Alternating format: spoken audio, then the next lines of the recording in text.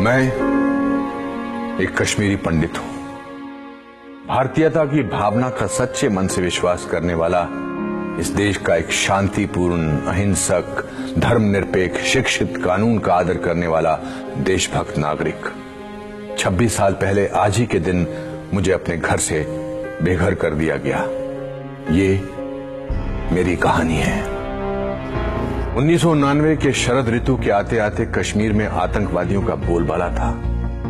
राज्य सरकार ने अपनी सभी जिम्मेदारियों का त्याग कर दिया था और किसी प्रकार का कोई प्रशासन नहीं रह गया था।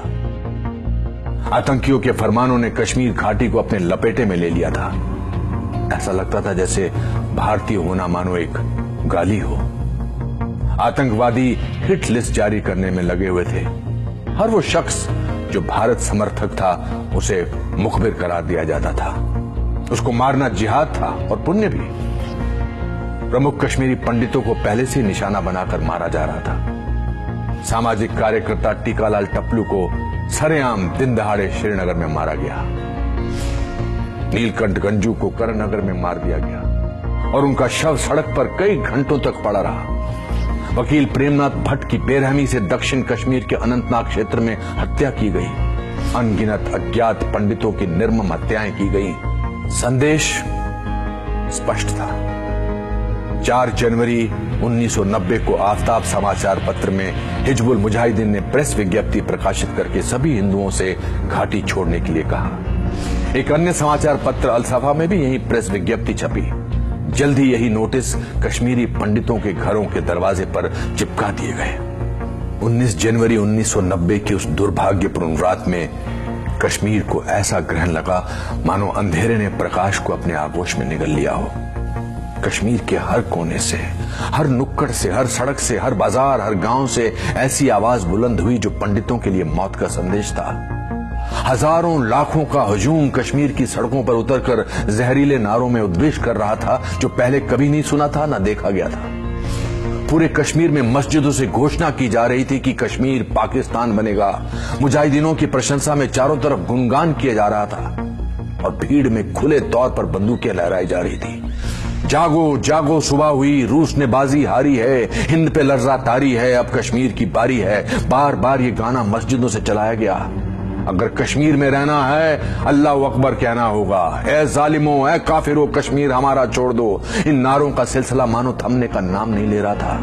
एक बंद होता था तो दूसरा शुरू हो जाता था। इन्हीं नारों में एक नारा था, कश्मीर बनेगा पाकिस्तान पंडित आदमियों के बगैर पर पंडित औरतों के साथ। ये नारा बार बार और जोर शोर से दोहराया गया। अब हमारे डर ने एक नया रूप ले लिया था। परिवारों ने महिलाओं को स्टोर रूम में छुपा दिया। ये कहने की जरूरत नहीं कि जब भीड़ हमला करे तो वो स्वयं को आग लगा ले। उस रात के डर का कोई सानी नहीं। मायूसी का एक ऐसा आलम था जिसका कोई अंत नहीं दिख रहा था। संदेश स्पष्ट और तीव्र था। रलिव गलिव या चलिव, या तो हमारे साथ मिल जाओ या मर जाओ या भाग जाओ। कोई ऐसा गांव, मोहल्ला, गली या जगह नहीं थी जहां इन नारों का शोर ना हो। अधिकांश कश्मीरी पंडितों ने इन विपरीत परिस्थितियों में वो जो कुछ भी उनके साथ सामान और जान बचाने के लिए हो सकता था किया और किसी तरह जान और मान बचाकर ट्रकों के तरपाल में छुपकर बसों एवं किराए की टैक्सी भरकर भाग गए। बड़े पैमाने पर पलायन शुरू हो गया। सरकार, बुद्धिजीवियों, निरपेक्षवादियों, देश के प्रति सद्भावना रखने वाले सबकी अंतरात्मा सोने चली गई थी। कोई भी इसके बारे में बोलने को तैयार नहीं था। 19 जनवरी 1990 के बाद के दिनों में कश्मीरी पंडितों का कत्लेआम शुरू हो गया और कश्मीरी पंडितों पर अत्याचार की इंतहा होने लगी थी। बांदीपुरा में शिक्षिका गिरिराज टिक्कू की गैंगरेप के बाद हत्या की गई। इस तरह की सैकड़ों खबरें आम हो रही थी। इस पर पूरी किताबें लिखी जा सकती है कि किस प्रकार से लोग आतंकवादियों से प्रताड़ित हो रहे थे और किस तरह प्रशासन मूक दर्शक बनकर कश्मीरी पंडितों पर हो रहे अत्याचारों को अनदेखा कर रहा था। 1991 तक ज्यादातर पंडित घाटी से पलायन कर गए और उन्हें जम्मू के दुर्गम स्थानों में कांटों व धूल भरे टेंट शिविरों में रखा गया। 60,000 से ज्यादा परिवारों ने पलायन किया और उनको ऐसे शिविरों में रखा गया जहां शौचालय जैसी मूलभूत सुविधाएं भी नहीं थी। एक परिवार को एक टेंट अलॉट किया गया जिसमें 10-10 सदस्य कभी कभी साथ ही सोते थे। निजता का नितांत अभाव था। इन शिविरों में काफी बड़ी तादाद में बीमारी से मौतें भी हुई। ज्यादातर मौतें सांप के काटने और अत्यधिक गर्मी के कारण हुई। कश्मीरी पंडितों को मरने के लिए छोड़ दिया गया था। पंडितों के हजारों घरों, सैकड़ों मंदिरों को जला दिया गया और जमीन में ढहा दिया गया था। ये सब एक बहुसांस्कृतिक धर्मनिरपेक्ष भारत में हो रहा था। जो पंडितों की छोटी संख्या अभी भी घाटी में रह रही थी, उनके साथ नरसंहार किए गए थे। आतंकवादियों ने 2 महीने के बच्चों को भी नहीं बख्शा। पंडित के पूरे पूरे गांव को साफ कर दिया गया। आज तक एक भी व्यक्ति को दोषी करार नहीं दिया गया।